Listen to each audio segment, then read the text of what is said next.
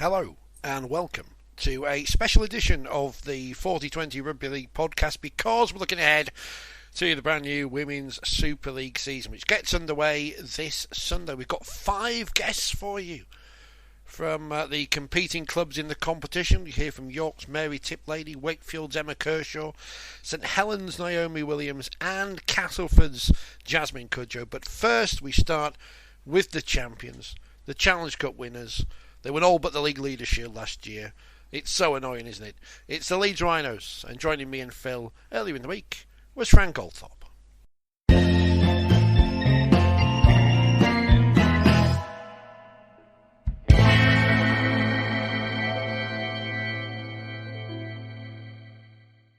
Right, Women's Super League is back this week after a year off.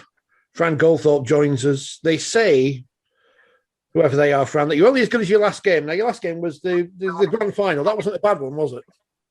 No, it was a very good game. So we're looking to just improve off that momentum and go into this season, carrying off of that and just keep working and seeing what we can really do this season and improve on certain mistakes that may have been made.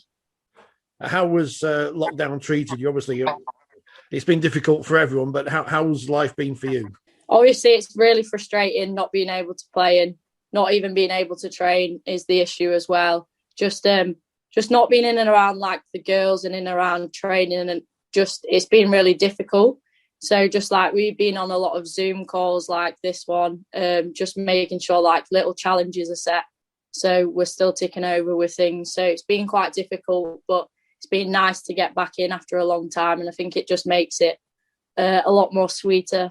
And we don't take it for granted as much now. So I love the way when you were talking about your performance in the grand final, you immediately switched from I to we. Let's talk a little bit about I, because you are far too modest. The very least you should do is talk us through the 2 tries. No, obviously it's very nice to get over the line. Space, it just opens up for you, and you sort of just have to take your opportunities when it comes. So that's all I really did, and it's just, yeah, it worked. It worked. We're not going to get you to say you were the star of the team that day. You deserved the Player of the Match award. It might have been great, but if it hadn't been for your finishing, they would have been picking up the trophy. But that is the truth. I think we need to get one thing out of the way straight away. One of the people who we've had on helping promote the women's game all the way through has been Danica. Just tell us the truth about her. What about her? What do you want to know? I don't know. Tell her, we think she's lovely and she's got a great backstory and she speaks so well and she's the face of the women's game. But what's the truth? She's horrible, isn't she? No, she's not horrible. No, she was a massive part when I first got into the setup. She made it very a nice environment to be around if I needed help with anything. She's got a lot of experience with the game, and it's easy to bounce off of that and get her knowledge of it being in pressurized situations. So she's not horrible at all. We know that. We just wanted you to dish the dirt, and you haven't, because she's too nice. I think the other thing we can talk about is Leeds and their preparations, and obviously how Lois is fitting in, but also the wider implications for the women's game this year, because a lot's happened. So just looking at the Rhinos, you're kicking off against York. Lois is in situ, although she isn't, because she's obviously due to give birth to her first. How's it all work for you? She is the most determined, demanding, I don't know, almost the greatest role model the women's game has had since it started. And you've got her as a coach. That's got to be fantastic, surely. Oh, absolutely. I remember being younger. She used to coach me in high school and just looking up to her. And then for her to come in and coach alongside, it's just been amazing to get the knowledge and experience that she has, bring it into our game and be able to distribute it is being a blessing for us, for definite. Everyone looks up to her. She's so respected around the whole of the group, and she just brings a lot to the table that will be seen throughout this season. And Adam Cuthbertson's got a fantastic record. He left the job virtually winning everything that was available to him. How does Lois differ? She brings a lot more like of a calm presence, but she's very like tough, and she demands a lot from like the team. So she knows like the standards that we should be at, and she'll always be working to get to them standards and above them standards. So just like getting the little 1%ers in, she's like very like hits the hard nail on with getting everything and taking the most out of training that you can possibly take out of. Courtney Hill, your captain, amazingly talented sportswoman. She told us after the grand final about your various escapades in different sports. Rugby league at the minute, but is there anything else that you think in the future you'll be going forward with? So I'm playing rugby union at the minute as well. So we've got like two free games left in this season. So that's been quite good, because that's given me another focus of training and stuff like that. So I haven't been too like bogged down with all lockdown stuff. I've had like a bit to do. So yeah, just them two sports really. Don't really know which I'm going to pick.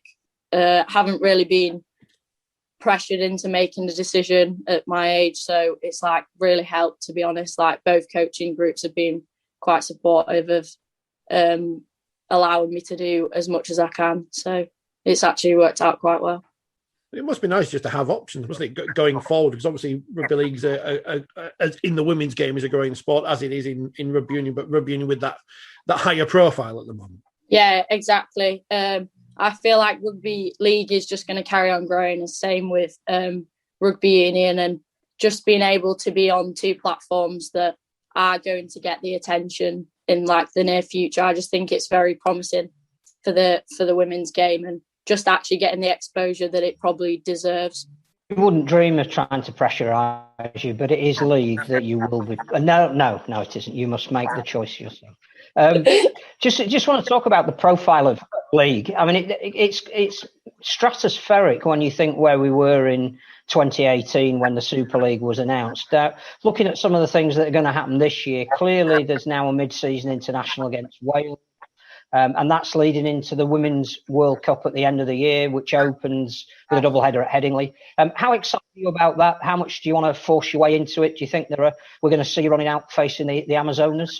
I hope so. I just think there's a lot of opportunities that are available like this season, especially for like some of the younger girls as well coming through. I think it's a real opportunity that maybe the exposure and stuff that we didn't have before.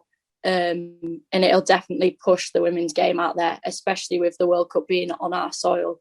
I feel like there's going to get a lot of exposure in and around that, and more people will become aware of the standard of the game, and deservedly so. There's some amazing talents within the women's game, and I can only see it growing from the platform that we have already created. And there's a women's game every week going to be featured on Twitch. I have no idea what that is, but are you excited about that? Yeah, no, it's a great platform. I think that the majority of people will start using that, and it's just a great opportunity and option for people who are interested in like just watching a game that's an extra game, and they might think, oh, I'll give it a fancy. So I definitely think it's a great step. That is a great step in the right direction that the women's game needs to go in. That, of course, will be the only way people will be able to watch it in a minute, because obviously there's no crowds at games. It's going to be obviously difficult. It's not as if Wheatwood has thousands and thousands of people there, but there is a band of supporters there who do make a lot of noise and get behind you. No, I think it's going to be very weird this season, just like even support of like from families and people who are actually like come to every game and make the noise. We can hear, like, it makes a huge difference on the pitch when you may be down or you may be behind. And I think it's going to be a very weird thing that we're going to have to adapt to this season. But knowing that they have a platform to be able to like watch still, I think that'll give us the encouragement we need to go out there and do the job for them. Everyone loves a rivalry. Everyone loves to build up some kind of drama. Yourselves in Castleford, you seem to meet in every final in the last couple of years, apart from that final Wigan one. But you've got the sign over them at the moment, but you must know they'll be ready to try and knock you off the perch this year. Yeah, I feel like there's a lot of people gunning for us this year, which I think we'll be ready to take the challenge. Obviously, there's a huge rivalry there, and we never want to lose. I'm sure they never want to lose. So it's just about keeping the composure and knowing that we will be working and we are dedicated to winning that. And yeah, I just think it's obviously there'll be pressures in and around getting the title and all that, but I think we'll just take it a game at a time, and hopefully we'll come out with the win. In terms of the Women's Super League, it's increasing to 10 clubs, which is the opposite to what they're doing in the NRL. They've deliberately kept it small, intense, made sure that the best players are concentrated so that the level goes up. We're doing it a slightly different way. We just want everybody who can participate to feel a part of it. Is there a right or a wrong way to develop the sport? Would you rather have a really intense game every week and bridge that gap to the Gillaroos, or are you just happy to take all the fixtures as they come, whoever it is and whatever the standard might be? Well, we've not playing for a while. The more games, the merrier. Like, the more competition we can have, the more exposure the lower clubs will have coming through, so they'll get more experience, and then that'll increase their rates and stuff like that. So I just feel like the more the merrier is, we'll just get more game time, more exposure. And obviously, you do always work up to the higher intensity games. But sometimes if you do have that week in, week out, it can be hard to sustain yourself, and you can then become overworked. So I just think it gives us the ability to work on a few things that we may want to try and experiment that we can against lower teams and then take it into a higher pressurized situation. So I just think playing more games will just give the players more confidence to go in and execute their own skills. And you're in the vanguard of women's sport, the young, new, fresh face of it happens to be rugby. What's your thoughts on women's sport as a whole? We've seen, obviously, the BBC have done a deal now for women's soccer, the Women's Football World Cup, the first female jockey winning the Grand National this weekend. This must be an incredibly exciting time to be an athlete in women's sport. 100%. I just feel like it's the right time for it to carry on growing, and the more exposure that we can get, the better it'll be. And at the minute, it's hitting right at the right time, I think. So especially for me as a young player, I feel like I've had it quite good with having the exposure and having, whereas early years may not have had that. And I think it's a huge privilege just to be able to be shown and be in the spotlight.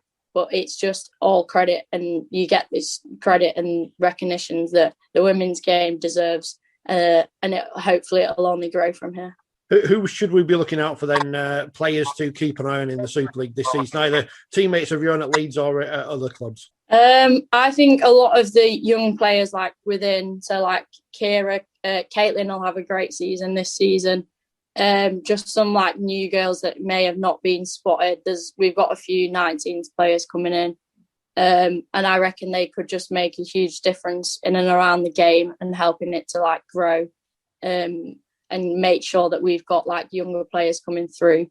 And then obviously from other teams, you've got your Emily Rudges, you've got your Amy Hardcastles, all of them will be able to make a difference in and around there. And I think it's going to be a good season throughout the whole of the league. I mean, that has been, I mentioned the Leeds and Castleford rivalry, but those games with Saints in 2019, so close, but Leeds on the right side of the result in the end, from your perspective.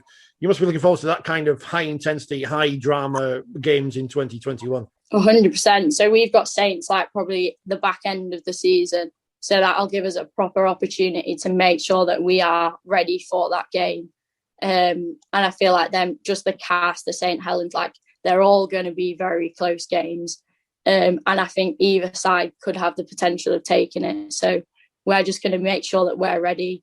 We've got all of the tools in our locker to make sure that we can come out on top at the end of the game. So are you training with the netball girls at all? Because again, that's another addition now to the Rhinos brand, if you like. There are some emerging superstars in another sport, but do you ever see them? Do you keep in touch with them? Do you follow what they're doing? Do you share training sessions? I went to school with like a few of the academy girls from the netball.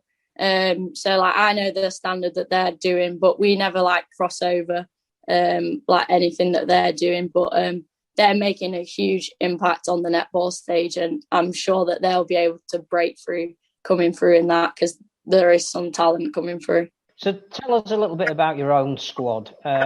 Who's the worst trainer? Who's the worst dressed? Who's the joker in the pack? Who's the person you try and avoid getting on a wrestling mat with? Let us into some secrets so we can build up the personalities before the season starts.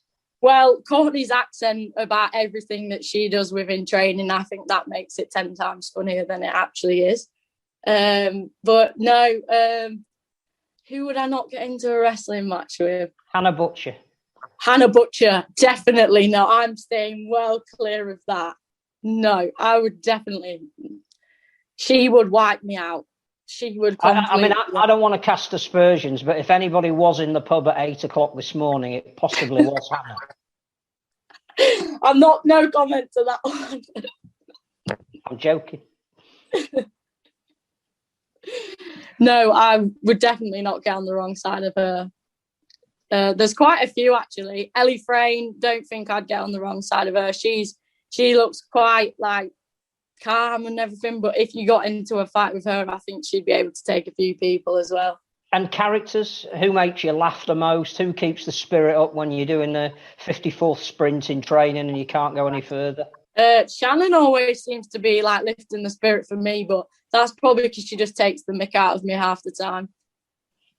But no, everyone in the team like helps each other, but like probably the most experienced, Courtney's always in and around making sure that everyone's high, and like if they need anything in training, she'll always be in and around. But yeah, Shannon does it for me.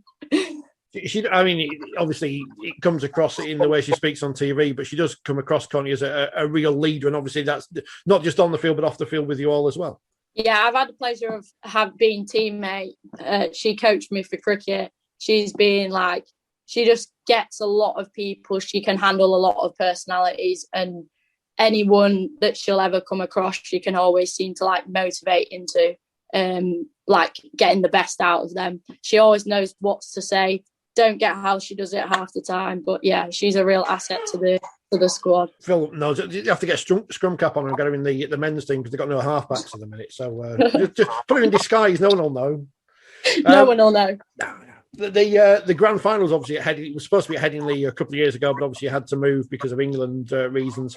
But that must be a big carrot for you all in the squad to be able to potentially play in that grand final on your home ground. 100%. It's such a nice ground to play on. It's always a privilege playing on like your homegrown like soil. Like it's literally would be such a massive opportunity.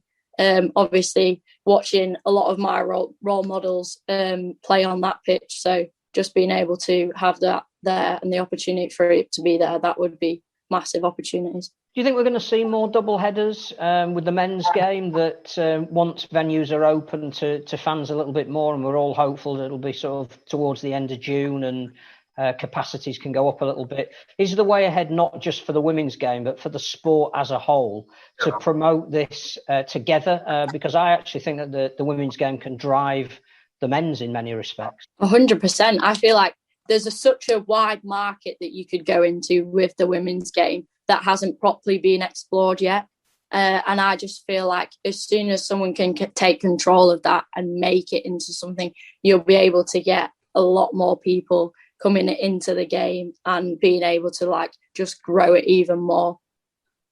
So I definitely think it'd be very nice. I would love to play in a double header with like the men's game. I think it'll just bring it a lot more exposure. I think the final one for me, and you've mentioned it there, obviously for the future generations, you will be role models then, but who were the players you looked up to? I say growing up, you're still ridiculously young compared to me and Phil, but who were the players you admired and wanted to emulate on the field? I definitely looked up to Lois growing up. just even her ability and motivation and work rate on and off the ball. Like, she has got some skills, and definitely I looked up to her growing up. And then obviously Kevin Sinfield, Robbie Burrow, all of them. Like, I remember going to watch literally nearly all of their games with my parents and just thinking, like, just imagine like being on that pitch with them. So yeah, definitely them have been a massive game changer in my game, definitely. Well, we're not privileged to bet on the women's game. We don't know anything about anything, so we wouldn't know anyway. But a lot of people are telling me that Saints are the team to look out for this year, that they've recruited anyone and everyone. Their coach clearly, or the England coach is within their system. It doesn't give them an advantage. I'm not saying that at all. But all of the pre-match publicity, the pre-season publicity, is saying that Saints are going to be the team to beat. But any messages for the women across the penalty? I just think they've got to watch the back. That's all we're going to say to that one. No, I think it'll be a close game. But I've got my fingers crossed that we'll come out again on top like we did last season. Well, we can't wait to have you back. We've been following the women's game since it started. We've been banging on ridiculously about how important it is to the sport. We want to promote the people that play it. It's not about crusty old blokes giving their opinion. It's about you. And the fact that you are a multi-sportsman, I think, is really important. That's what's come out of this chat, that, you know, you've done cricket, you're playing rugby union, you're playing rugby league, you've got international aspirations probably in both. You know, you are the face of the modern sport, so all power to you. Thank you. Well, we wish you well. Obviously, Phil's a Leeds supporter. He hopes you bring all the trophies back to Headingley again. I'll polish them. Yeah, Phil polish. That's his job. I'm obviously not a Leeds fan, but secretly. He's upset because Tara Moxon signed for Leeds. It's just like the men. They come along and poach all the best players to Leeds. You know, I've been watching this for 30 years. I'm used to this by now. I know how this works. I'm looking forward to seeing what she'll bring to the side. Definitely, she brings a lot. We wish you well, and thank you very much for taking the time to speak to us. Good luck on Sunday with the rest of the season, and we'll catch up with you at some point in 2021. Thank you for having me.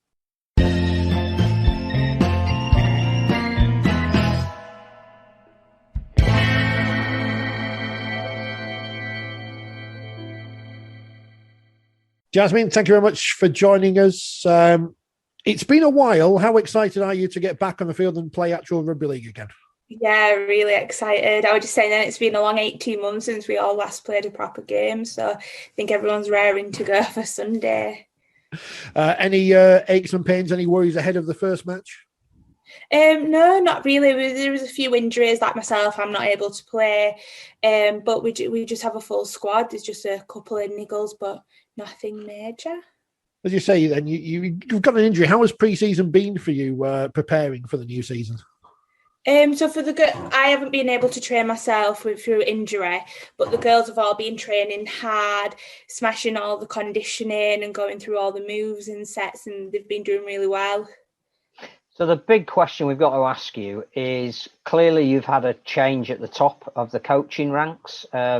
Lindsay, who I think it's safe to say everybody loved and extremely loyal to her, is moving on. Firstly, how much of void does that leave? And secondly, who's taking over? So it was a massive shock to us all. Lindsay's been there since the beginning, and we absolutely love her coaching. She's brought us all on so much.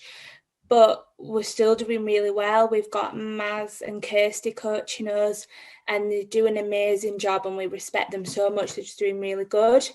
At the moment, we don't know who will be going for the head coach position, but I think we're fine as we are. We're doing really well. Training's going really well, and we're just looking forward to getting back into playing. It's a real coup getting Kirsty in particular, because apart from the fact that she must be one of the people that you looked up to when she was playing and has done everything in the game, she's a halfback as well. And so I think isn't that going to give you like a different dimension?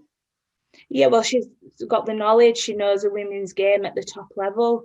So everything she has to say, you listen to, because she's so experienced and she can share that with us and help us progress even more as well. If any team was going to have motivation to achieve this year, and I think everybody will, you've got a World Cup at the end of it, and we'll talk about that soon. What do Cass have to prove? You've been consistently right up there as one of the very best teams. You've been in 3 finals, haven't quite done it on the day. Are you the most motivated set, or is there pressure building that now you have to deliver? I think there's pressure for every team anyway, just to try get to the top and win and get to the finals. So I think it's everyone's motivated to play in the finals and win the final and win the league leaders. So I think that'll be every team's aim, and it'll be definitely our aim this season as well.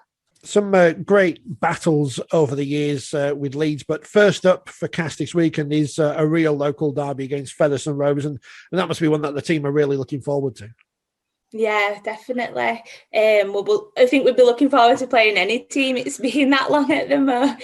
It would be 18 months without a game, so I think everyone's just really excited to finally get back into it. Who should we be looking out for in the Cass squad this year who can make a real difference, who people perhaps haven't seen before? To be fair, we've just got a lot of talent throughout the whole squad. So you've got halves have come back. So you've got Georgia Hetherington, she's come back this year. We've got some new young wingers that have come through. So they've come up from the girls, I think they were at Fryston. So there is a few to look out for. So you've got Georgia Hetherington, and you've got people that have been in the squad, been in it for years. So you've got Kelsey, Sinead, Georgia Roach. So, yeah. And she, of course, Kelsey's the most watched woman in the history of rugby league. with however many people watch that Facebook video, is her ego coping with the great attention that's been shown to her? Yeah, she's a big character as it is, so she handles it really well. She's just a lovely person. And after the clip that when she were at the Nines, I think she deserves all the abuse and attention she got from that. Well, the club have been fantastic with you. I think they're the only Super League club that want you to play all of your games at the home stadium. You're getting greater levels of support and backup and S&C and physio and all that kind of thing. How would you assess that things are going with the women's game at Cass? Because the whole sport has come along exponentially, but Cass really seems to want to be at the forefront of it. Yeah, I think it's just because it is going in that direction where the professionalism is increasing as it goes. And to do that, you need to offer the women the same as what the men have. So that's why we have the S&C, and that's why we have the physio, and being able to play at the ground. It's really great as well, because you kind of getting the full experience that the men get, and then it kind of will bring other teams along saying, oh, well, Cass do this. So then the other teams will do that as well. So then over time, that's when you're going to see the women's game excelling even more. I don't think we should expect too much in these early weeks, because no matter who the team is or who you're playing, because you all haven't played for so long, there's got to be a little bit of rustiness. So anybody who's tuning in for the first time shouldn't expect to see you at your absolute best in minute 1, week 1. Yeah, I definitely agree. If you watch the start of the Super League with the men, you saw a lot of dropped balls and everything. So people are going to be rusty. It's just making sure you've got your fitness up, because the game's fast. You've got the new 6 again rule. So I think fitness is going to come into play a lot with it this year. And it's just staying concentrated and focused whilst playing. So yeah, you're going to see a bit of rustiness, but then as the games go on, you're going to see the skill level and everything increasing each week. One thing about playing at the Jungle is you have developed a great fan base there, and people have really bought into watching the women's team alongside the men at Castleford. How much are you going to miss playing in front of them in the early stages of the season? Yeah, it's going to be a massive change. So there's no fans allowed at all. And then down at the Jungle, there's people that will come and watch us instead of the men, and some fans just fans of the women's team. So it's really great having that fan base and that support cheering on the sidelines. So I think it is going to be a massive difference for them not being there. And it's kind of disappointing because that's their Sunday afternoon. Like when season starts, they spend their weekend saying, oh, we'll do this on Saturday, but then we've got the women's game on Sunday. So it's kind of like a lifestyle change as well. So June 21st, hopefully they can all come back and watch. In terms of coverage, we mentioned as well to some of our other guests that Wigan Warrington now is going to be the first game on Twitch. I'm an old wrinkly man. I have no idea what Twitch is, but apparently this is going to offer fantastic exposure for the women's game. It's a channel that a lot of young people are watching, and to get your matches out there every single week is going to be fantastic exposure for you. Yeah, definitely, because I think that's what it needs. The people are watching it and they're more aware of the women's game and the level that we play at and how good we are, because when people start seeing that, that's when more interest will come into it, and that's when the game will get bigger.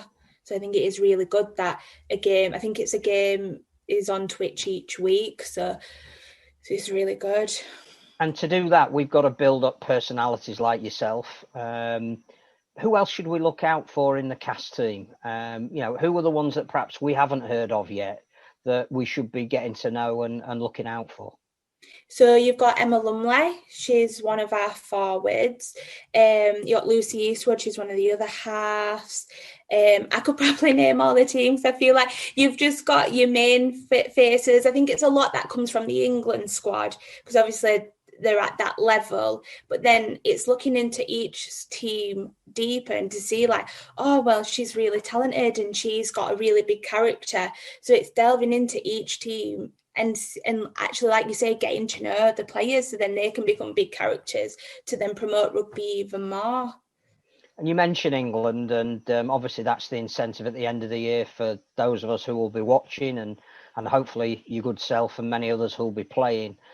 It can't be far out the back of your mind that not only is it a World Cup, but it's a World Cup that's here. You're going to be playing on grounds that are pretty much local.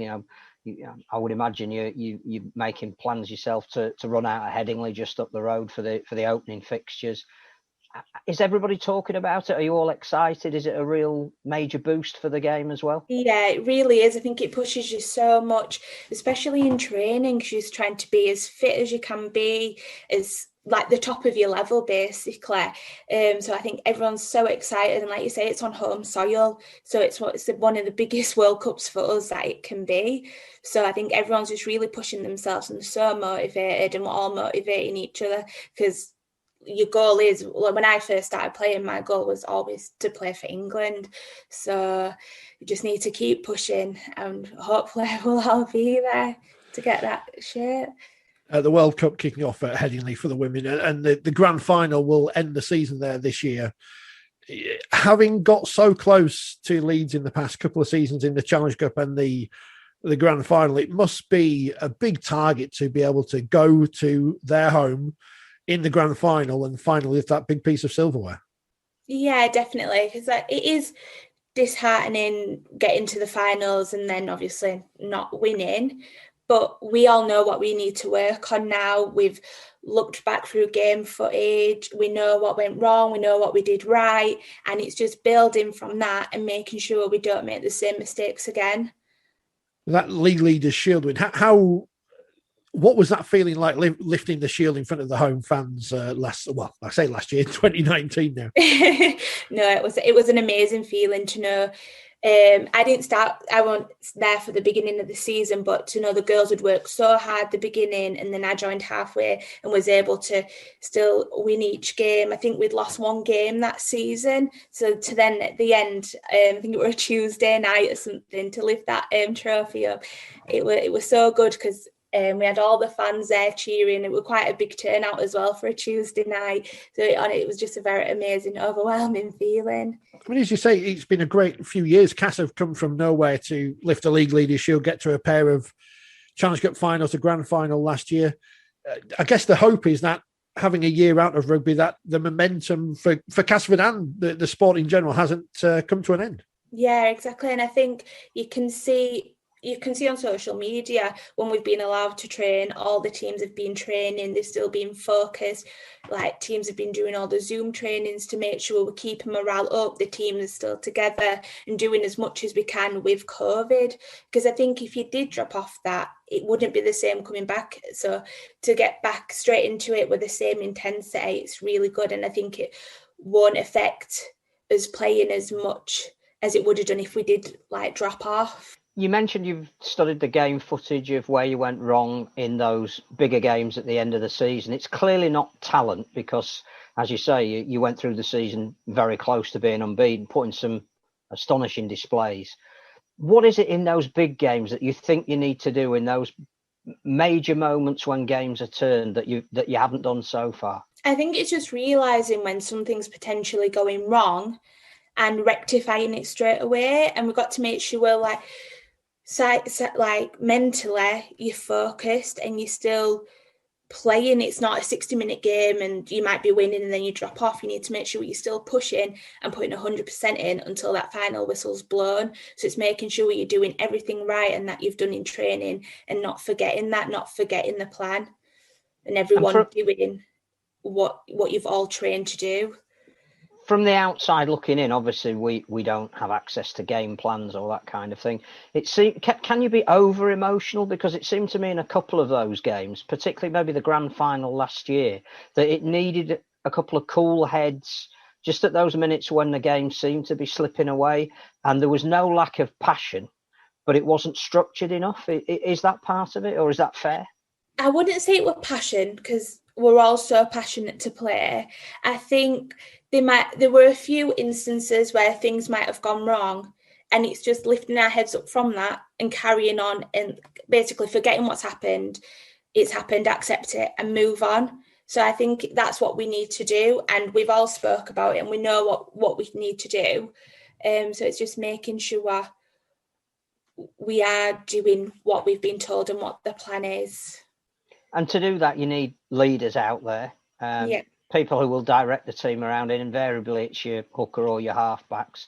Is that a role that you're looking to take up this year a bit more when you get back? Yeah, definitely. Because I think last year I was playing half, and I've played it in the past, but I wouldn't say I was overly confident within the role. But now playing it and watching the men's game and watching the specific halves play, I feel like a lot more experience and a lot more confidence. So then when I can go back into play, I can be much more of a leader on the pitch and talk a lot more. So then if things go wrong, then you can tell people, right, we need to do this to rectify the situation. Because I feel like I am quite a calm-headed person on the pitch. I'm not, I don't lose my head.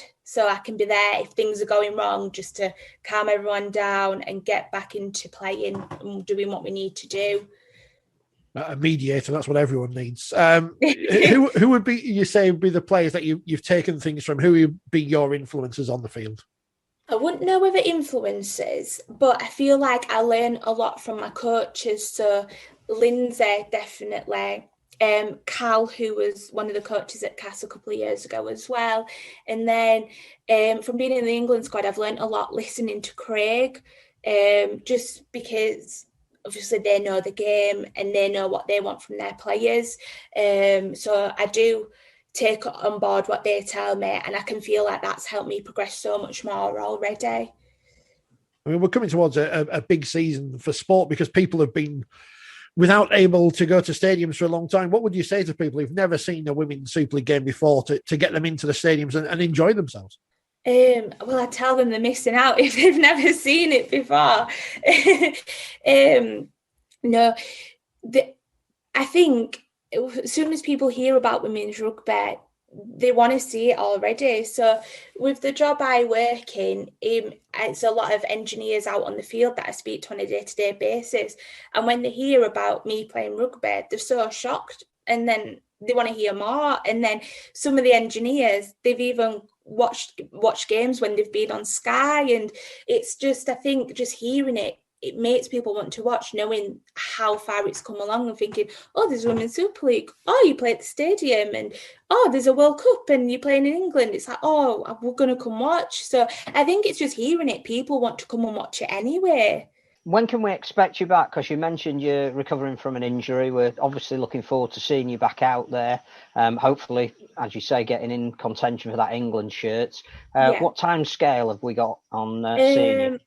So I'm hoping to be back the second game of the season. I've been out for 5 weeks so far. So it's just all dependent on healing. I'm doing everything I need to. I'm just getting a bit frustrated because 18 months out and I can't be back for the first game of the season. But I am getting there, and I'm hoping second game. Second game of the season, of course, is against Wakefield. So I'll be looking forward to that. Everyone's targeting Wakefield. This is not fair. Jasmine, thank you very much for your time this evening. It's been great to speak to you. We're looking forward to seeing you in action and the rest of the teams. And hopefully Castleford can achieve their dreams and put right the wrongs that they've suffered in the past couple of years in those finals. But it's going to be a fascinating season. We look forward to seeing you out there. Thank you.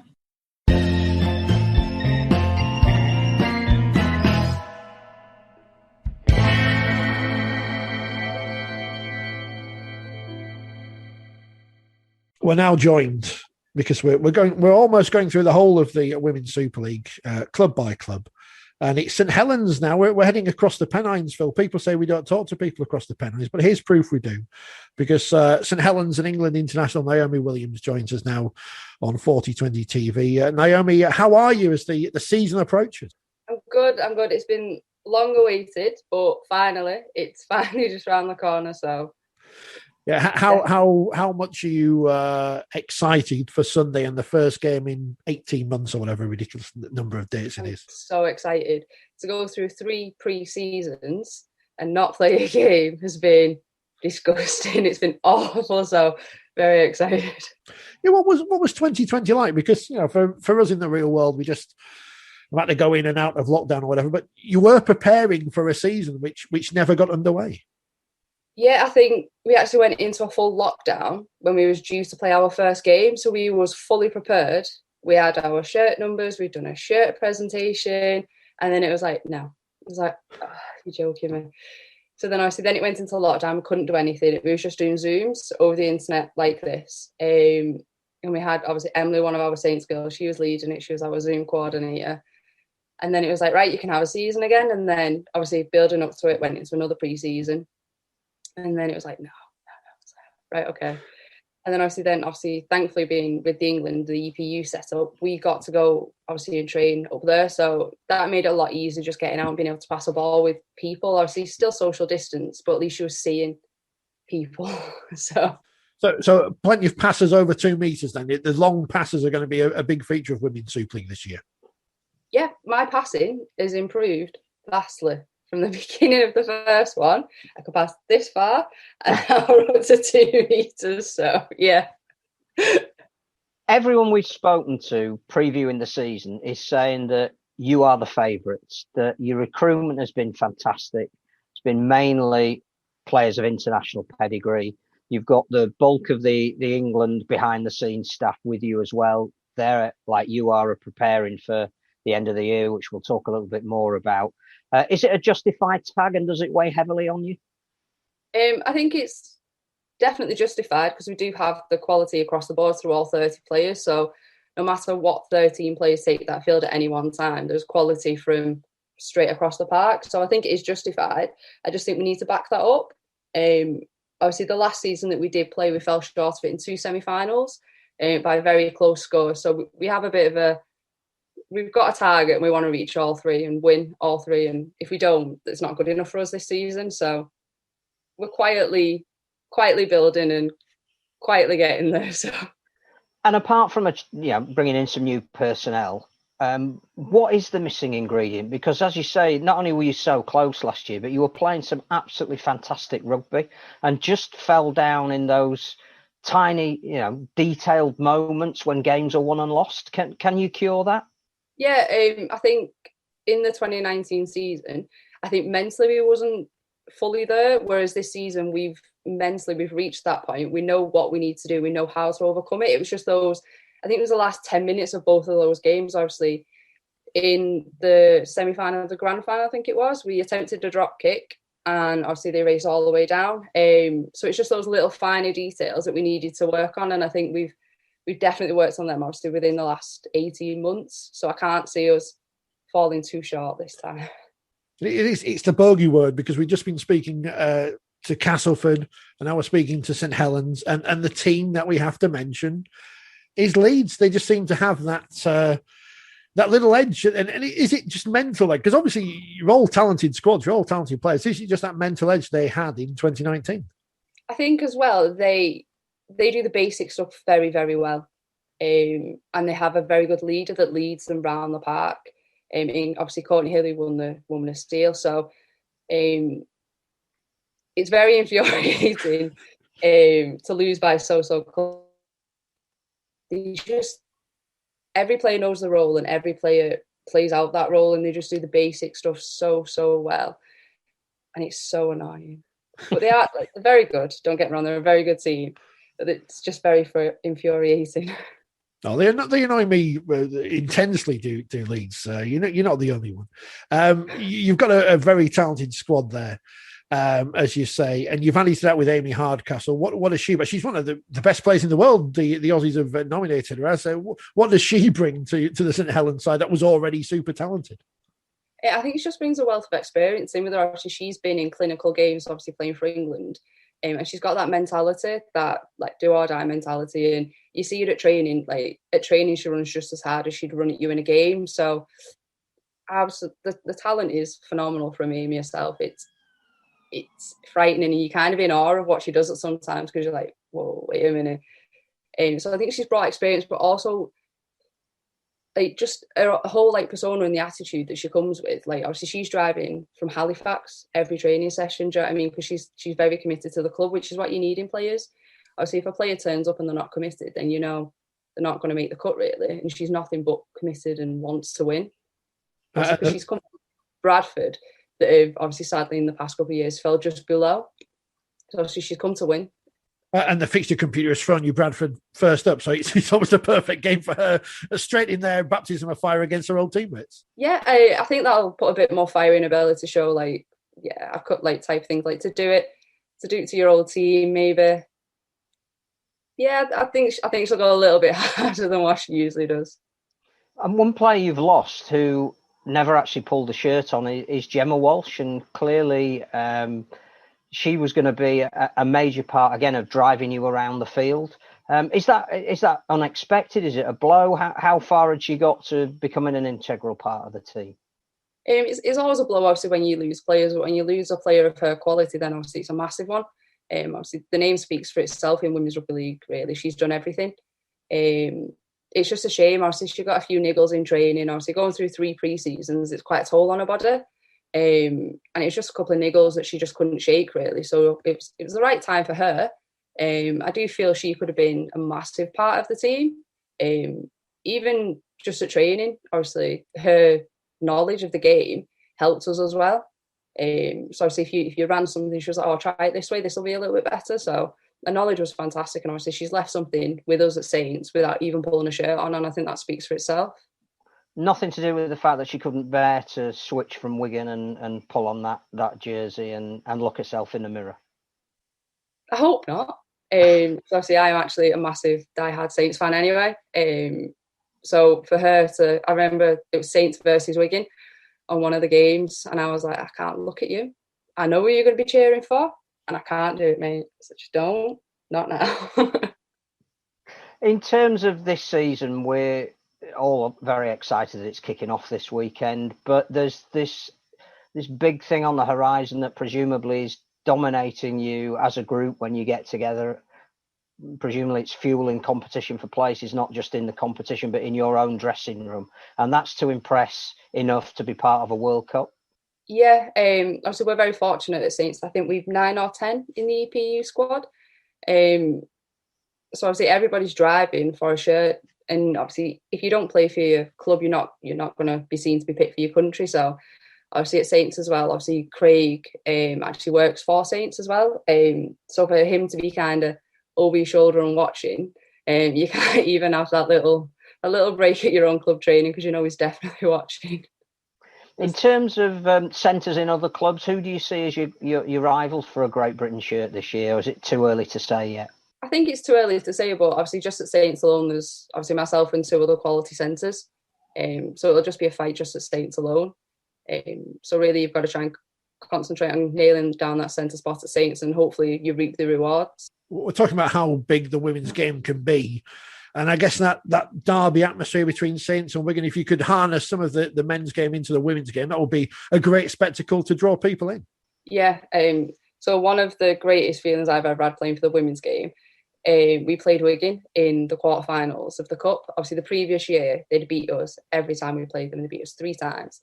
And then the last season, the combined score of all 3 games, 76 points to 6. That is the greatest thing. Everybody that asks me what's your greatest thing, I say, we beat Wigan 3 times because he'd done it to us. But obviously when we got to the semi, we played at Saints at the ground and we beat them 36-0. And it was just incredible because the crowd got behind it. They were chanting. I think 3 players got sin-binned, which is obviously what you want. It's a derby, do you know what I mean? So it was great. And hopefully, obviously, in time when we do play Wigan again, hopefully fans will be allowed in.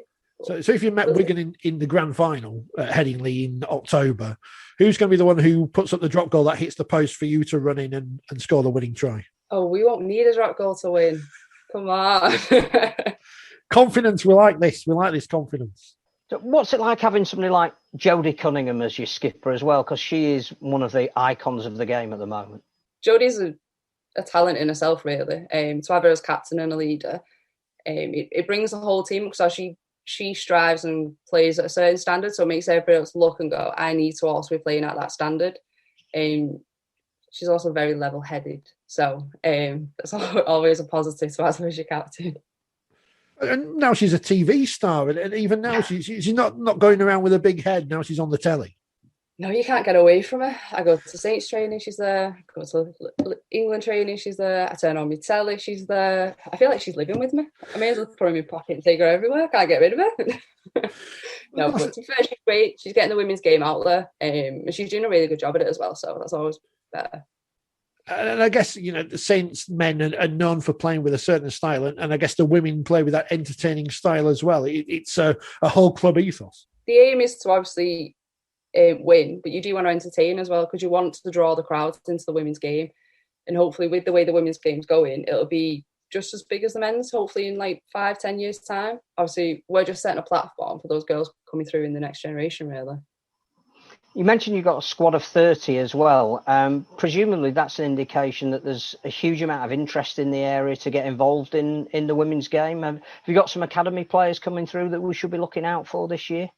Yeah, there's actually there's a young girl called Katie that's come through from Thatterheath. She's a 9. She's got a great pass on her. And I think in a few years' time, with a bit more experience, she'll be outstanding as a 9. Like, we was training on Tuesday. We did the yo-yo test and she was just going and going and going. I was like, Jesus, come on. Don't embarrass us type of thing. But no, I think she'll be an absolutely outstanding player when she gets to it. The National Lottery have come on board to help the sport become elite at the top end and the protocols for going back. Obviously, that's a huge sponsorship name. We mentioned to everybody that we've been talking to, your games are going to be seen on Twitch, which is a platform, again, that appeals to a new, younger audience. How excited are you for where the sport can go when you think it's such a short time where it's come from? Oh, it's absolutely amazing. I remember when I first started playing, I was 13. You didn't have change rooms. You wore the lads' second-hand kits. Like, you didn't get a shower after the game because there wasn't those facilities. You played on a park at the top of the field. And just to see where it's come from there to now is absolutely outstanding. And just to see how far it can go is even greater. Like, obviously, in years to come, hopefully, these young girls that are just coming through now, it'll be, oh, there's such a body that plays for such a body who's signed a professional contract. Like, they don't have to work alongside it. And it can be seen in the same light as the men's. It's empowering to think of where it can go. See, I don't know if this next question will cause offence because obviously this is a touchy subject, but the World Cup's coming up. England are playing at Anfield. Is that something you're looking forward to, or do you don't want to be at Anfield at all? No. So my parents are actually massive Liverpool fans, so I actually bought them tickets as a Christmas present because it was the easiest thing to do. So hopefully I'll be there playing, and if not, I'll be sat there next to them cheering the girls on. And whatever happens, that's going to be a massive. It's going to be a massive fill to anyone who's playing to get to play at these massive venues that England are going to be playing at in the World Cup. In 2017, when it was the last World Cup, I wasn't in the setup, and I actually flew out to Australia as a holiday and went and watched the final in Brisbane. So to think of it in that aspect, obviously, comparing the two, it's so much more publicised now. Like the wheelchair, men's, women's, it's all on the same platform. And to think that they're going to be playing at the same stadiums, all the same. Whereas obviously when it was in 2017, I think most of the women's games were in Sydney compared to the men's. And it was only really the final that was like a joint one or anything like that. And I sat there in a stand and watched from the stand and watched the game. And to think that the potential could be that I could be then playing this time around in the best stadiums in the UK is just a phenomenal thing to think. First up, you got the opportunity to play against Wales. Well, again, a double header with the men at Warrington. How much of a goal is that to be involved in? Yeah, that would be the first stepping stone, really. Because if you can get to there, then obviously, hopefully, you can kick on. But again, for it to be the same as the men's, it's just incredible. In terms of who we should look out for from the Saints squad this year, clearly some of the game names are incredibly well known. They're established internationals. Anyone that we haven't really seen yet, who you think we not only should be looking out for, but could we building up as a personality of the women's game? One player that has the potential to be one of those is Danielle Bush. She played for us in 2019, didn't get many game times. Has trained, worked her backside off really, gone into a new position, and I think she'll absolutely thrive there. What I like that I'm hearing is the confidence. Too often in sport, we speak to people and they're like, oh, it's going to be a tough game. And I'm not saying you're not saying every game is going to be easy or whatever, but everyone underplays how good they are, but it's almost as if you know how good you are. It's a matter now for Saints of proving that to everyone on the pitch in the big games and getting those trophies in the cabinet at the Totally Wicked Stadium. Yeah, we have definitely got points to prove. Obviously, we've set short-term goals and long-term goals as a team. It's just seeing those goals out and getting the rewards at the end of it, because we've all put the hard work in. We know our roles and we know where we need to be. There's kind of an ethos in the team that if we don't get all three, it's not good enough.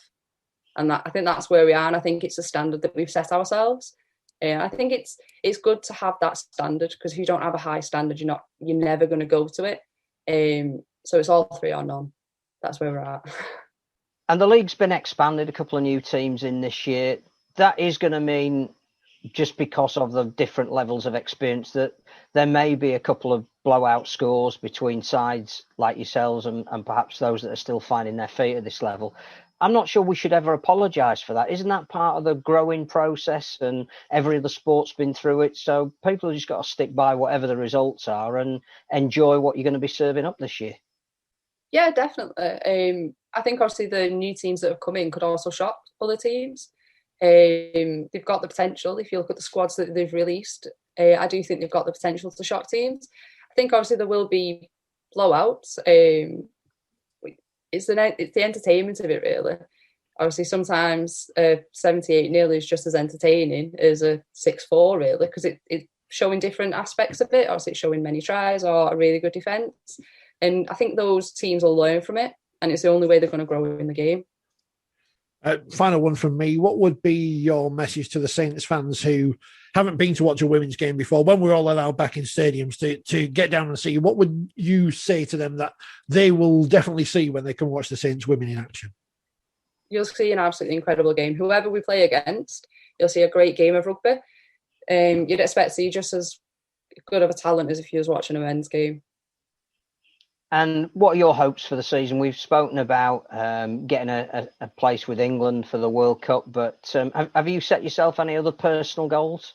Top try scorer, that kind of thing? I'm quite an easy person, really. My main goal is just to solidify myself as a starting centre for Saints and hopefully reap the rewards from that. Short-term goals. Excellent. Naomi, thank you very much for your time. We wish you well, short-term against Bradford on Sunday, longer-term for the whole season in the World Cup. Best of luck with St Helens, and thank you very much for spending some time with us. No, thank you very much.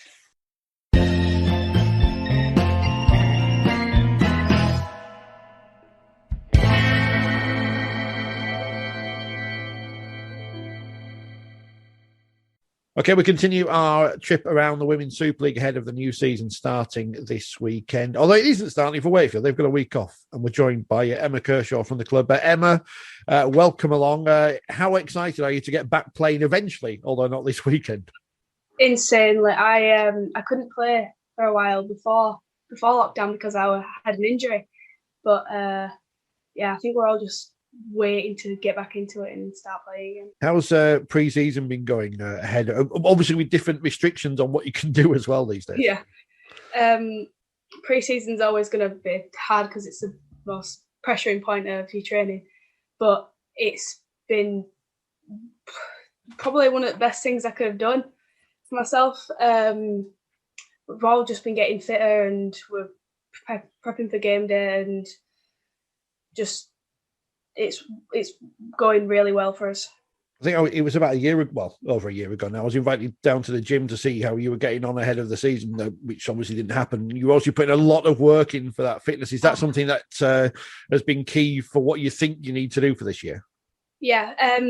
Looking over things from last season, we realised that strength and conditioning was one of our main things we had to improve on. So we've been working on that lots.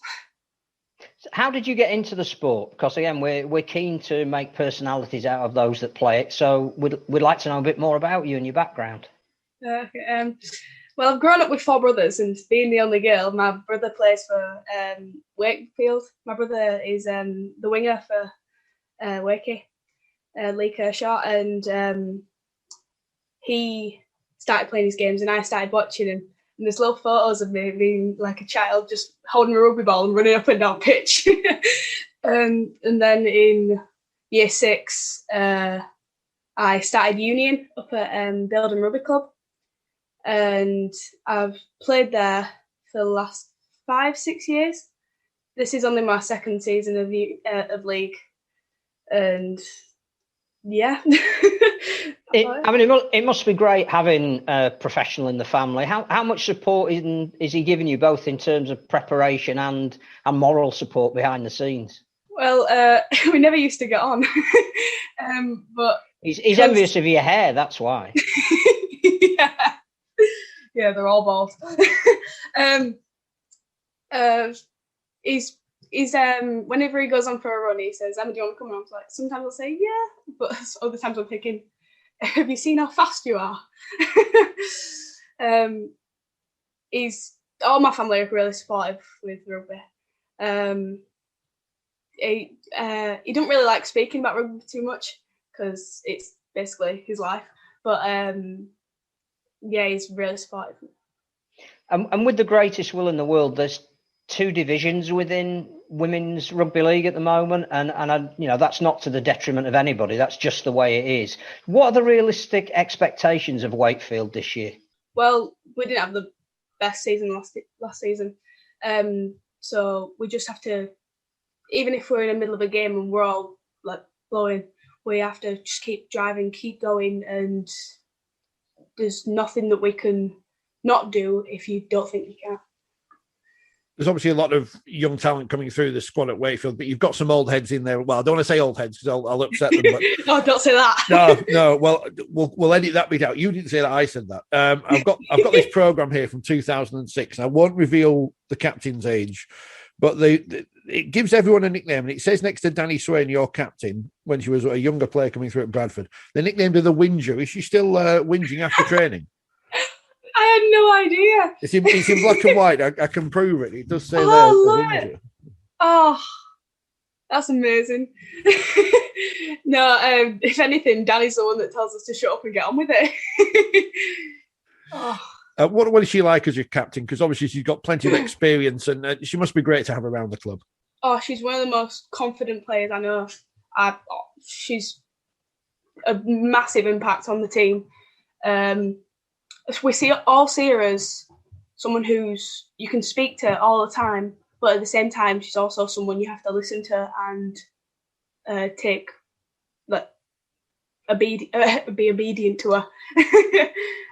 A real leader, then, exactly what you need. Exactly what the young players need. As we say, it wasn't a great season in 2019, but that step up between Super League and the Championship has been difficult for a lot of clubs to navigate. How did you find switching from Rugby Union to Rugby League, or learning Rugby Union, learning Rugby League rather, after so long in Rugby Union? Well, I were originally doing Union League at the same time. That went on for a good year, and eventually I had to stop Union because I got further in League than I did in Union because I got into Dice, and it was quite a hard changeover, but I didn't mess up in any of my games, but except from the very last game of the season where I messed up and started presenting instead of rolling the ball. Nobody noticed, don't worry. Oh, they did. They wouldn't have mentioned it, I'm sure, not in a team environment. Oh, no. In terms of recruitment, how are you looking for this year? Because we know you've lost Tara Moxon, obviously, who was a great talent and has gone on to Leeds. But how are you looking as a squad this year? We started off with 40 players and we've had to cut down to 28. So having that large number of players really helped us pick a selection of strong, energetic players that are determined to succeed in the game. We've still got some players that are on a trial thing for 2 months to see how they evolve into the game because they're kind of new. And they're doing brilliantly so far. You had a good run in the Cup last year as well.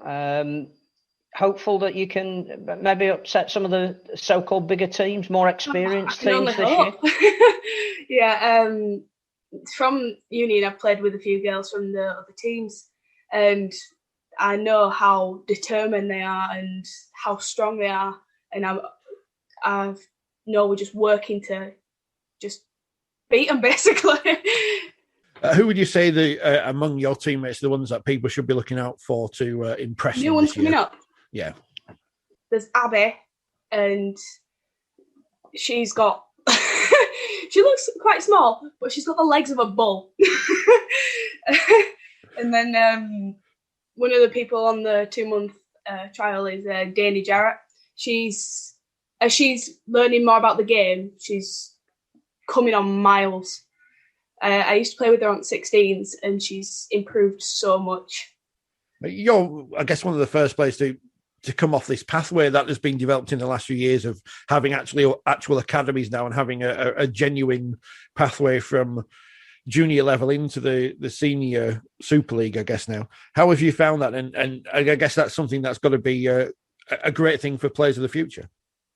Yeah, I know it's a lot harder work than it used to be, but it's all worth it in the end, isn't it? All I can just think is I need to keep going because I eventually do want to play rugby for England, and I can only do that by getting further and working hard just to get there. Obviously, the World Cup this year, I'm guessing that's going to be a bit early for you, but the World Cup's in the future. So perhaps a World Cup in France in 4 years' time is a realistic aim. Oh, that'd be the most amazing thing ever. My dad just keeps on saying to me, you're going to have to play for England or Grandad won't be right happy. Because me and my brother have both wanted to play rugby for a while. So one of us has to get into England, hopefully. And the great thing about the World Cup being here is that it'll again ratchet up the profile of the women's game. So even if you're not playing, I presume you'll be supporting it. You'll be getting the benefit of it. And what about England Knights? Because there is sort of this squad that's been named underneath the performance one. Would you hope to get into that this year and maybe a couple of fixtures be announced? Oh yeah, just to play for my country would be the most proud moment of my life, to be honest. It's my dad's always like pushed me for it and been like, "Oh, you can do this. You've got the strength. You just need to keep going and getting that." And we've been asking everybody who's been coming on about social media. Every game or one game of every round is going to be featured on something called Twitch. I have no idea what that means. It's like a live stream thing. But clearly, as somebody who is so much younger than those asking the questions, this must be a really exciting innovation for you. But you'll be getting all your friends to tune in. Oh, it is. My nan keeps wanting to watch my games, but she can't because she lives in Bridlington.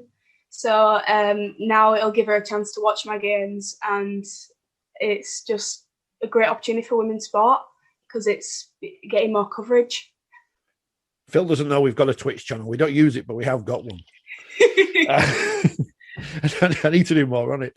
And I guess that you and the rest of these young players are going to take advantage of the increased awareness of women's sport. You know, you only have to look 5-10 years ago and women's sport was barely registered on the media radar, but the football, netball, the rugby union team, cricket, of course, it's everywhere, and rugby league can be part of that now. Yeah. It didn't get, when I was younger, I only used to watch like boys sports. I never saw anything on TV, but now I'm thinking, oh my God, there's loads I can watch. It's getting further. There's more people emphasising how important it is women's sport is shown. And it's one of the best times for me as a young player to play. Because it's difficult for me to understand, because obviously when I was younger, looking at who I wanted to grow up and emulate in rugby, there was plenty of options out there who looked like me. Not that I was any good enough to play rugby at any particular level, but they were all in black. They were all in black and white. They all in black and white. Oh, it's only 30 years ago. It's not that long. No, we were good when we were in black and white, Phil. You know that. But I guess now for players coming up after you're the next generation of role models. Does that feel a different kind of pressure on you, or is that something you don't really think about? Oh, I've never really seen myself as much of a role model, but I feel like I can do something to make other people feel more confident and try new things. Like I played rugby for 6 years, but I'm entering a beauty pageant. And I'm hoping through both of them I'll be able to emphasise the more women we need in news and everything. I was saying, in terms of rivalry, clearly a lot of the Super League teams are Yorkshire-based. You're one of three in the infamous Rhubarb Triangle. Who are you looking forward to playing against the most, and who would you love to get that W over? I know it's a big thing, but probably Cass or Leeds, mainly because I've grown up knowing most of the players, most of the young players through Union. Like Fran Goldthorp, I used to play Union with her. She joined Baildon sometimes when her team didn't have enough players. And Kira from Leeds as well. She used to be in Yorkshire with me. And Holly Dodd. I think it'd be great to compete against them again. And considering they were in the cup last year, it'd be just the best feeling if I did. Competitive, you see, I'm a bit competitive. We always want to beat Cass and Leeds. That's what we always want to do. I mean, yeah, that's the big one. Phil will remember, and this is the bizarre thing. In the dim and distant past, you've opened up the door on this one now because you mentioned beauty pageants. The only way women were involved in rugby league a long, long time ago is clubs used to have their own Miss whatever, Miss Wakefield. Yeah, they used to have like Miss Wakefield Trinity and Miss Leeds Rugby. That was how women were involved in rugby league in the past. But obviously, things have completely changed. I mean, it's it's a whole different world now. And as you say, if you want to be in a beauty pageant, or you want to play rugby, or you want to do both, you can do that. And that's brilliant. It's inspiring. I just sat here and doing nothing, but it's good to see that people can go out there and whatever they choose to follow, they can just go out and do it nowadays. There's no restrictions on that. Yeah, it's a bit different for the things I usually do, but I feel like if I can have an influence on other people or people that are younger than me, saying, I've tried this, I've tried that, why can't you? Everyone we've interviewed previewing the women's season is far too nice, and that's got to stop because we need to build up some animosity between the teams because it's newsworthy. And actually, even within the team. So dish us some dirt on your coaching staff. I saw this on Fran's interview.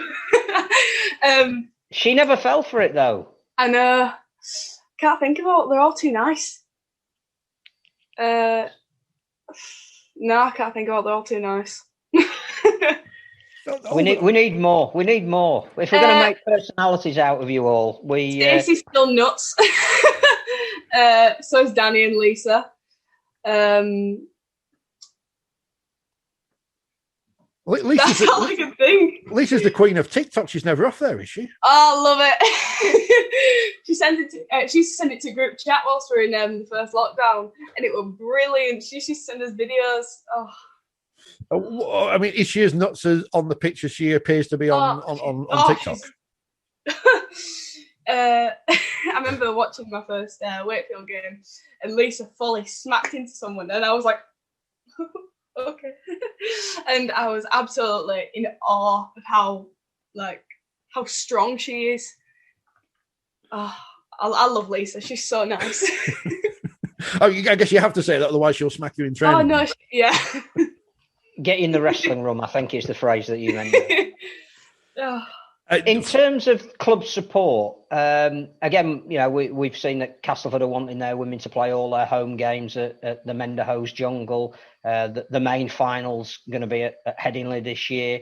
You're looking forward to playing at some of these senior professional grounds as the profile goes up of women's rugby league? Yeah, the only ground I've ever played at is Wakefield.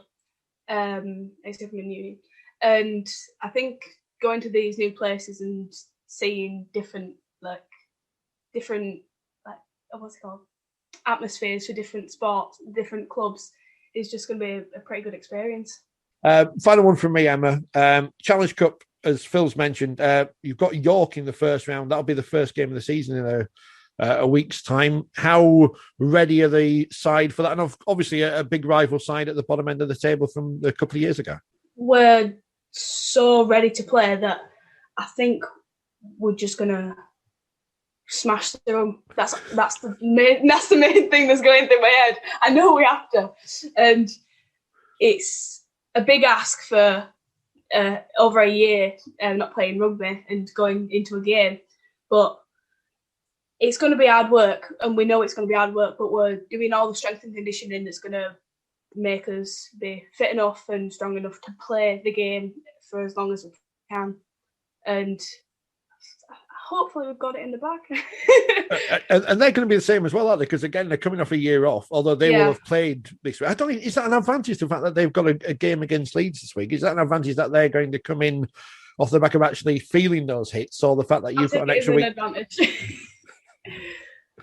You'd rather be out there this week with a fixture computer says no, and you get an extra week off. But well, we will see what happens. Emma, thank you very much for your time this morning. It's been great to speak to you. Best of luck for the season. Obviously, fingers crossed, Wakefield do whatever we need to do.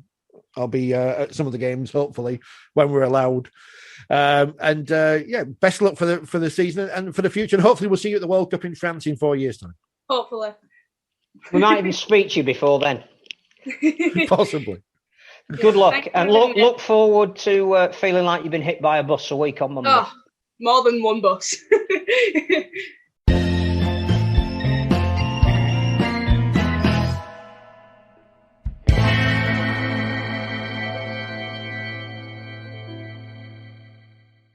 Our continuing tour of Women's Super League heads us up to North Yorkshire for the first time. I'll have to put on my North Yorkshire voice now.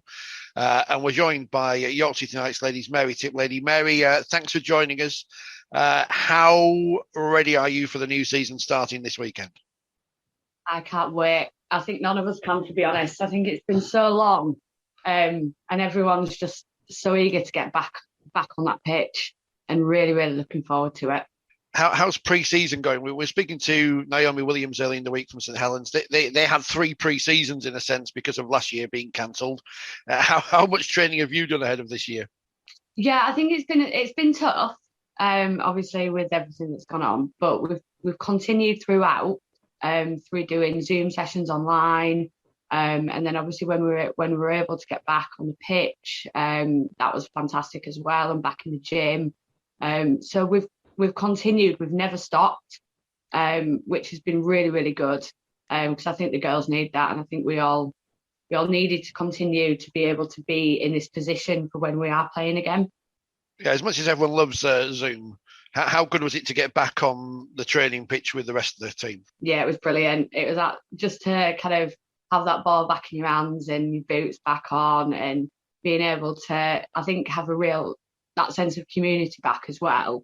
With being together, I think it's just been absolutely fantastic. 2019 was your introduction to sort of Super League level. Tough year for you. What did you take out of it, and have you learned for this year? I think the step up into Super League, we knew what we were facing, but I think it was tough because you are playing against the best people that play rugby league. But I think we learned from that, and we learned where our strengths were and how we can improve as well. And I think that's been really important, because if you're playing at a lower level and you're winning every game, that's great. But how much can you improve, and how much can you develop as a team? So I think that it's been really good for us as a squad to come up against those people, because we've really learned a lot within ourselves. And what sort of targets can you set for this year? Because clearly the strong teams have improved. We were, as Richard said, talking to St Helens. I think they've got every single England player they can lay their hands on in the pre-season. What can we expect from you? What are your realistic expectations? I think us as a squad, we're not going to be, we just want to go out there and play our best. We want to be out there. We want to be winning games. We obviously appreciate that there are teams that do have, like you just said, nearly all of the England squad. But we're not going to go on that pitch and just think, as long as we try our best. Like we do want the points, and we do want to win the games. And I think that the desire that we have, I think it'll surprise some people. How did you get into rugby league in the first place? What's your origin story in rugby league, so to speak? This is a long time ago now. When I was at secondary school, I think I was about 11 or 12. They started up a girls' team literally 2 minutes away from my house. And one of my friends just said to me one day, "Why don't you come down?" Because I've always been a sporty person. I've always done sport all my life. And my first training session, I just loved it. I loved getting into the tackles. I just loved the game. And from there, I've never looked back. I've always played. I've always just absolutely loved it. And I think to see the development from when I first started playing to how it is now is just absolutely outstanding as well. And I guess that potential to go on further for the sport is, well, it's exponential. There's nowhere that women's rugby league can't go, I guess.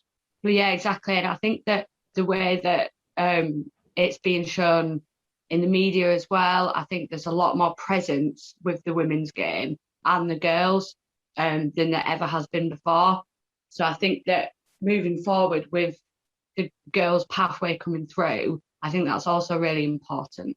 And I think that's going really well at the moment. Facilities to train at are important as well. You've got access to St John's University, the new stadium's on stream, which I would imagine you'd be hoping to maybe play some games at as well. It's an exciting time for the code of rugby league in the city of York. Yeah, definitely. The facilities we have are absolutely fantastic. I mean, I've played out of sheds before, and what we have now with the gym, with the new pitch, with the coaching staff as well, it's just absolutely wonderful. And obviously we'd love to play a game at the new stadium, not just for the Nando's after, but because we'd want to play there.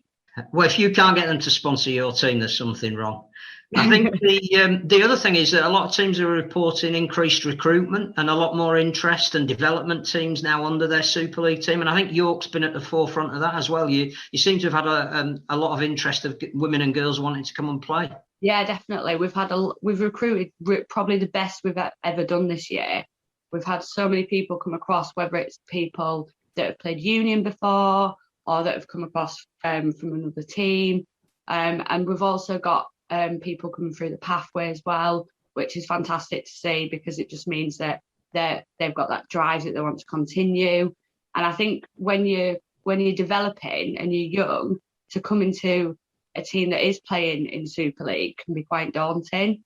But they've just taken it in their stride, and literally it's been great to see.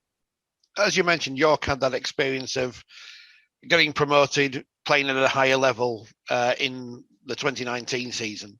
What advice do you think you'd give to the likes of Huddersfield and Warrington, who are now in your position, and I guess are going to be rival sides to you this year? I think what I'd say is keep your head up. Don't get overwhelmed, and just keep working at it, because you can only improve. And I think it's really important to see where you can be in the future and how much you can progress and how much it does help you. The one thing I've noticed in terms of how, and I guess it's, you can't change the minds of people who are idiots. This is something that goes on from whatever. So people who don't like women's sport aren't going to like women's sport. You're not going to change their mind, I don't think. But it's the way in which people say, I saw a team win 100-0 last year. There were some big score lines in the Super League. And in terms of when those happened in the men's game, and I've seen Hull FC, who I assume a £1.8 million salary cap gets you a lot more in Super League than perhaps the whole of the women's Super League put together. They lost by 70-odd points. There doesn't seem to be that same criticism. Is that something that rankles with people in women's sport, that perhaps there's the level playing field in terms of coverage isn't there, in terms of criticism? I think anyone that wants to criticise should put a pair of boots on and play themselves. I think that it's easy to say things from the sideline or from what you see, but I think it's really important to bear in mind that you can't progress things without the involvement of people. So there might be high score lines, but that might not necessarily reflect on what happened on the pitch. And we've had some pretty high score lines before, but we've had players, coaches, people that have been there saying it doesn't reflect how you've played, because you've actually played really, really well. So I think that people kind of need to look at it from a different angle, really. The fixture computer has thrown up a lovely, easy one for the first week. You've got the champions, the Challenge Cup winners, Leeds, on their home pitch. How much are you looking forward to that one? I can't wait, to be honest. I think it's probably the best fixture we could have for our first game. Playing the champions. We've played them before. We know how clinical they are. We know how they play. And to be honest, the focus is less on them and it's more on how we play and how we stick to our structure. And I think it's a really good game to start with. I'm really, really excited and looking forward to it. Significant proportion of the Women's World Cup is going to be played in York. I would imagine that ideally you'll be in the squad and perhaps playing in the games, but if not, it's something you'll be keen to support. And again, is going to elevate the profile of women's sport in the city. Yeah, definitely. I think it's something that we should be really, really proud of, that we are hosting some of these games. And I think it is really important, because I think with Rugby League in York, there's a few, obviously there's the Knights men's team, which have done absolutely outstanding and they're going from strength to strength. But it's really important that we push the women's side of it as well. And even if some girls or some women come along to watch the games with their partners, and they look at it and they go, do you know what, I want to be involved in this. It's another step forward for the game, and it's another step forward for us as well. And I think that it's really, really exciting that we do get to host these games, and I'm really excited for the people to come to York as well and to see what we're about. Slightly different audience as well. It's been interesting looking at some of the things that John Flatman's been saying about the potential of the club. And not only is it multi-pronged with men's and women's and the other variants, but you've got the chance to attract a different audience as well, that moving into North Yorkshire, a lot of people perhaps that live and work up here that wouldn't normally come across rugby league. Again, is there a desire to target new people who aren't rugby league fans to come and watch your team? Yeah, definitely. We've had that already with a few people that have that we've either got chatting to, and they've said, oh, well, do you know what? I've never watched a game of rugby. It'd be quite good to come down and watch. And they've really enjoyed it. And I think that's one thing that we do need to push forward with, because we've got such a great community within rugby league. We just need to keep expanding on it. And the one thing that people say to me when they do experience rugby league for the first time is how much of a sense of community it is and how great the people are. And it's just something that people really should come and get on board with. We're asking everybody we speak to pick out some of the personalities in their team as well. We want to build them up as much as we can for the new season and ongoing. So, and you're going to be on Twitch, so people are going to want to know the background to all these people. So who's the worst trainer? Who's the worst dressed? Who turns up late? Who's the joker in the pack? Who wouldn't you want to meet in the gym on a dark night? That's a lot of questions. I think, I don't know. I would say the worst trainer, which is quite funny actually, because she's a PE teacher, I would say would be Georgia. Just because sometimes her attention span is a little low. Don't get me wrong, she's brilliant and she trains hard. But sometimes I think the blades of grass catch her attention a bit more. Who I want to meet on a dark night? Probably any of them, to be fair. Yeah, any of them. I can't remember your other question. I do like how the hardest questions we always ask are the ones where we ask you to try and call your teammates out, and no one's fallen for it, Phil. No one falls for it. They're all too smart. You've got the Wakefield in the Challenge Cup, which is obviously going to be a big game in the second week. You got to the final of the Challenge Shield last season, obviously beaten by the Army in the final. It must have been nice to get to a final and have a chance at some silverware. Yeah, I think Wakefield's a really good first draw. I think that we, them and us, I think we're both really looking forward to that fixture. The Army game, personally, for me, was a tough one because I'd actually been in a car accident a few weeks before. But I think that game was one of them that we kind of just, it happened and it was played. We knew we could have played better. We knew we could have been stronger. We knew we could have been more clinical. But just to get there in the first place is great. And yeah, I think this year we'll be surprising a few people. Yeah, it's a big game for both teams, that first game, is it? Because you're both expected, without any disrespect, to be near the bottom end of the table. You're not expected to be in that top four, but to get through to the Challenge Cup is a big count at the end of a stick. Yeah, definitely. I think that even if we don't end up in the top four, it doesn't mean that we can't surprise people and that we can't turn people's heads. And I think that we're so looking forward to this season and everything that goes with it, and that the effort is just going to be immense between everyone, really.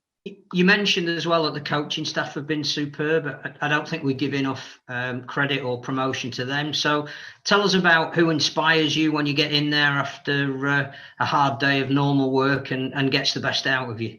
All of them, really. I mean, they all have each individual kind of traits that you kind of admire. I think we've got Liam, who's our strength and conditioning coach, who's absolutely fantastic. Like, he'll tailor things to make you a better player, not just the team. And I think that's really important, because if you do a session based around everyone, like, there's no point. The forwards and the backs, they've got different strengths. You need to build on what their strength is. And individually, he puts in so much time for us, whether it's meal plans or diet advice or stuff that we do outside of training. I think that's been a massive benefit to the girls this year. We've got Kay Rollinson, who I've played alongside with for years as well. The first time I ever met her was when I was about 14, I think. And I was training with the orphanage, and then when I could actually play, she ran at me because she was a lot bigger at me, and I just tackled her straight away, and she just looked at me with this shock, and she reminded me of her at training on Monday, actually. So we've got such a close bond, and it's great to have, obviously, a woman there as well, who's gone through and played, because she can relate to what we're going through. And then obviously Daryl as well, who's just the most level-headed person I've met. He's great.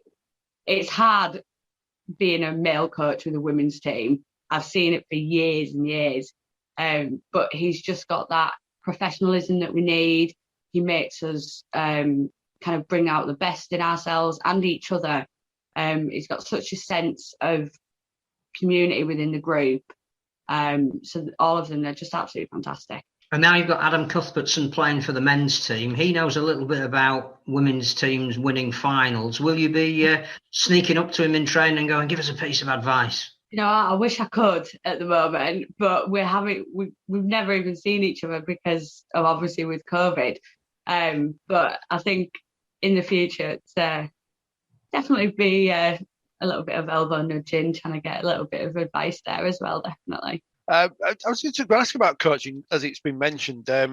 Obviously, we just lost at Castleford. Lindsay Anfield's stepped away from the role there. Obviously, a very top-level woman in a coaching position. And I guess with the way the sport's developing, there's going to be more women coming through in the future to be those high-level coaches. Obviously, Lindsay will be back at some point in the near future. But is that where you see more women taking over head coaches' roles in the future? Yeah, definitely. And I've just before we started, read an article online about the pathway that they've just created to get more women involved. And I think that now that we've got the Women's Super League, when people are retiring or people that are involved but not necessarily head coach, I think that it'll boost people's confidence to go for these roles. And I think it is really important, because women in sport in general is increasing by the year, but I think having that push to have coaches involved as well and women's coaching, I think that's really important for the game. Yeah, 'cause we talk a lot about women in the media, but not necessarily in coaching roles. Where do you see yourself when you eventually retire in, obviously, a decade's time? Where do you see your role in the game being? Well, I'm involved with coaching the girls, the under 12s, 14s and 16s at the moment. And I love it. I just love seeing, because I've been there myself, and it's great to see the young faces coming down and getting involved and learning rugby.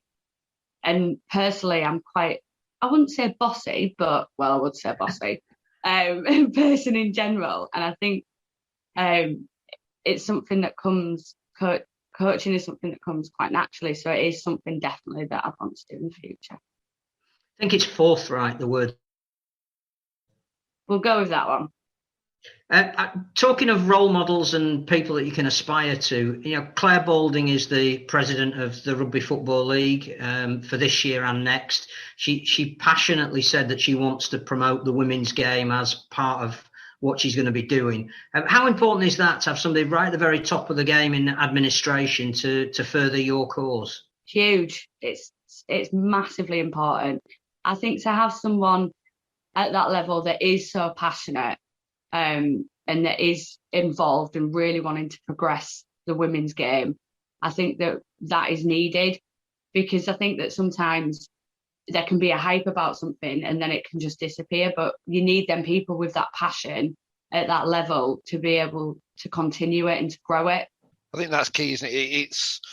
It's okay doing something once, but you've just got to keep on dripping into people's minds that Women's Rugby League, Women's Super League is here. It's not going anywhere. It's going to get bigger. And it's exciting times. I watched the RFL's video just before recording this, and I thought, I'm excited again now for the new season. When the Men's Super League came around, because my team's probably going to finish around the bottom, yeah. But now I'm quite excited because, there's all these exciting teams, all these exciting games to look forward to. And I don't think I'm excited as you are going to be, obviously stepping out onto the field on Sunday, but a degree of excitement at least. Yeah, and that's what we need. We need people to be excited and to be looking forward to it, because, like you said, we are here to stay, and it is only going to get bigger and bigger. And with the gap that we've had, I think this coming back, that's just built the excitement up even more for everyone, and people are looking forward to seeing how this season ends and what teams are doing and who have recruited who. And I think that when eventually, like, even just having it streamed online because people can't go to games, that's another step forward, because it means that people can still watch and still be involved. I don't know if you've got anything else left, Phil, or are you, just to wish you luck. I think one thing I would say is everybody we've spoken to, whatever the team, whatever their hopes and aspirations, they've been really positive. They've been really bubbly and vibrant about what's to come. I think you fit into that mould perfectly, and just wish you nothing but luck and success, and more than anything, enjoyment this season. No, thank you very much. It takes a lot to get us positive, so this week's been a real tonic for us. Best of luck for the season. Obviously, as a Wakefield supporter, I hope you beat Leeds on Sunday, and don't beat us the week after. But in serious, best of luck for the season, Mary, and to everyone at York, and hopefully we'll catch up later in the year. Thank you very much. Thanks for your time.